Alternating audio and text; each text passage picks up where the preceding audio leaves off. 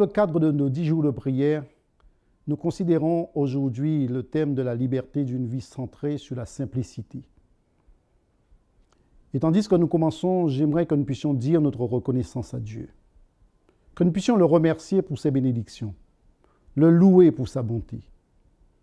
Puisse le Seigneur, bien-aimé, nous pardonner de toutes nos fautes devant sa face. Et apprenons à lui dire merci pour son pardon. Qu'il nous accorde la sagesse nécessaire face aux défis et aux nombreuses décisions importantes. Qu'il bénisse son Église dans le monde entier, et singulièrement aux Antilles et Guyane françaises. Je prie que l'Éternel comble vos familles, qu'il comble nos familles, nos voisins, nos amis, notre ville, notre quartier, de ces riches et abondantes bénédictions. Dans Matthieu 6, versets 16 à 18, nous lisons que « Lorsque vous jeûnez, ne prenez pas un air sombre comme les hypocrites. Ils abordent un visage défait pour montrer aux gens qu'ils jeûnent. Mais moi, je vous le dis, ils tiennent là leur récompense. Mais toi, quand tu jeûnes, parfume-toi la tête et lave-toi le visage, afin de ne pas montrer que tu jeûnes aux gens. Mais ton Père qui est là, dans le secret, il voit. Et ton Père qui voit là dans le secret, te le rendra. » Le jeûne appelle à réserver un espace-temps pour se tourner vers Dieu. Jeûner, c'est choisir de désencombrer son esprit pour faire une pause dans son quotidien en vue d'obtenir des bienfaits. Dans cette perspective, la lecture de la parole de Dieu et la prière ouvrent un aspect au Saint-Esprit, à son action intense, à sa force. D'ailleurs, à la lumière de différents passages bibliques, la prière et le jeûne ne font qu'un. Jésus, notre modèle, a éprouvé lui-même la nécessité de jeûner. Il a jeûné avant d'entreprendre son ministère parmi les hommes. Et les apôtres, eux aussi, l'ont imité, recherchant ardemment l'assistance divine. C'est ainsi que selon Actes chapitre 13, versets 2 et 3, nous lisons que il y avait dans l'église d'Antioche des prophètes et des docteurs, Barnabas, Siméon, appelé Niger, Lucius de Cyrène, Manahem, qui avait été élevé avec Hérode le tétrarque, et Saul. Pendant qu'ils servaient le Seigneur dans leur ministère et qu'ils jeûnaient, le Saint-Esprit dit « Mettez-moi à part Barnabas et Saul pour l'œuvre à laquelle je les ai appelés. » Après avoir jeûné et prié, ils imposèrent les mains et les laissèrent partir. Aussi, dans l'Ancien Testament, le jeûne était fréquemment pratiqué par des hommes et des femmes de foi. Dans 2 Chroniques 20, verset 3, après cela, nous lisons que les fils de Moab et les fils d'Ammon, et avec eux les Maonites, marchèrent contre Josaphat pour lui faire la guerre.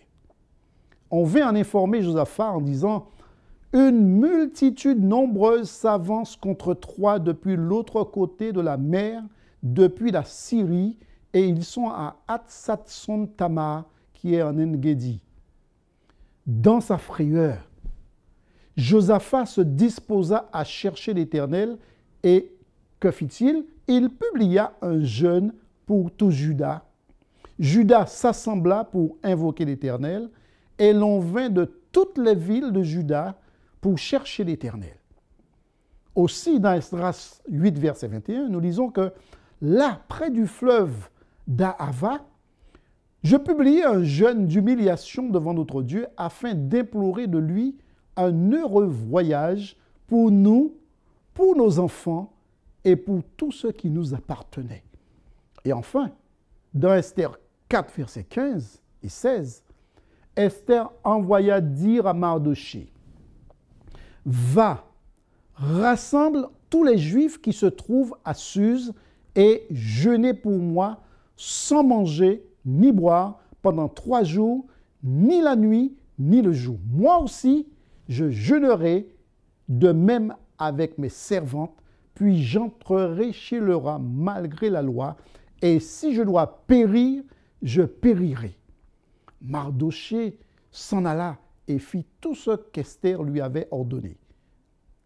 Vous savez, contrairement au jeûne thérapeutique, le jeûne à travers les Écritures saintes ne consiste pas à observer un régime spécifique destiné à la perte de poids ou au bien-être. Il s'agit bien au contraire d'une décision consciente de s'abstenir de nourriture et de loisirs pendant un temps limité pour prier et communiquer avec le Seigneur. En nous abstenant de nourriture pour un temps, nous bénéficions d'une nouvelle liberté en Jésus-Christ. Dès lors, nous nous focalisons sur autre chose. C'est-à-dire, il n'y a pas de place pour nos envies, nos centres d'intérêt.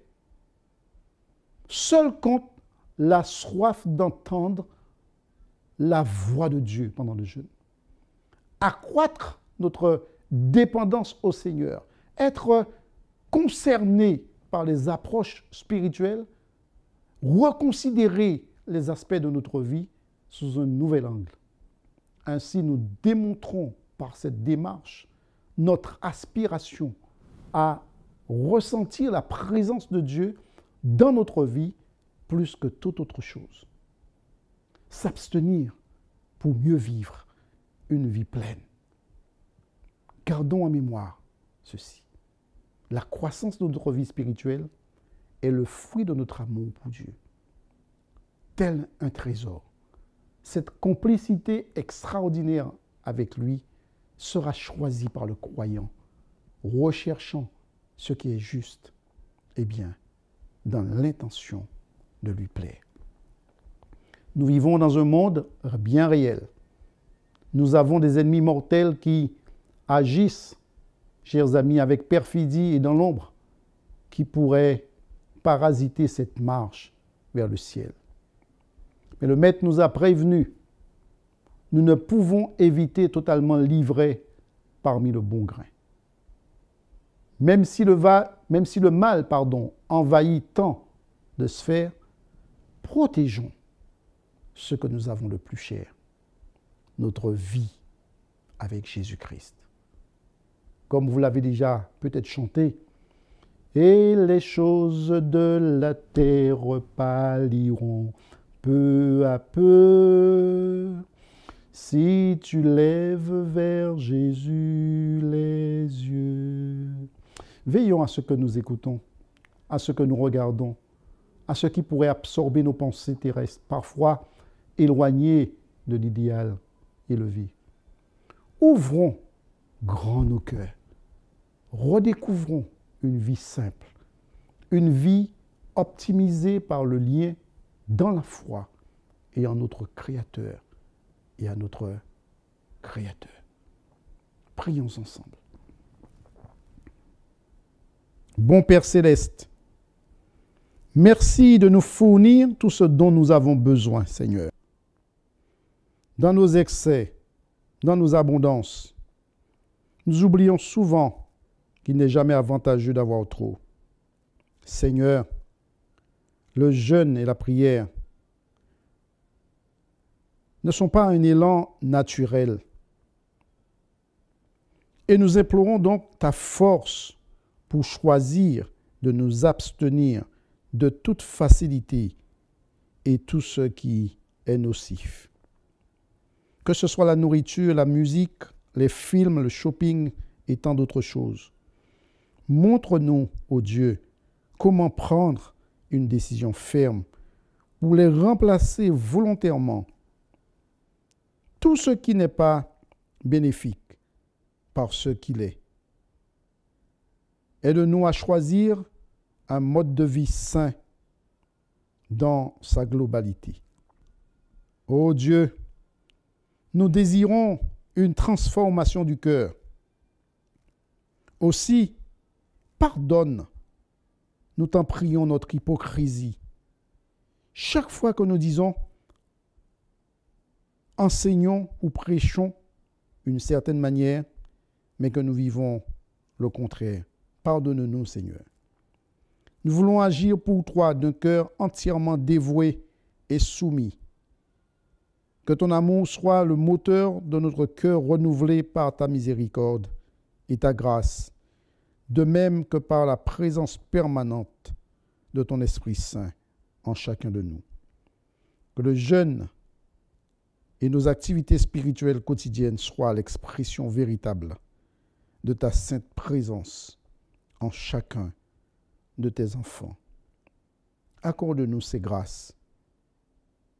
Exauce notre prière, nous t'en prions, dans les mérites du nom et du sang de notre Sauveur et Seigneur Jésus-Christ. À lui soit la gloire, au siècle des siècles. Amen.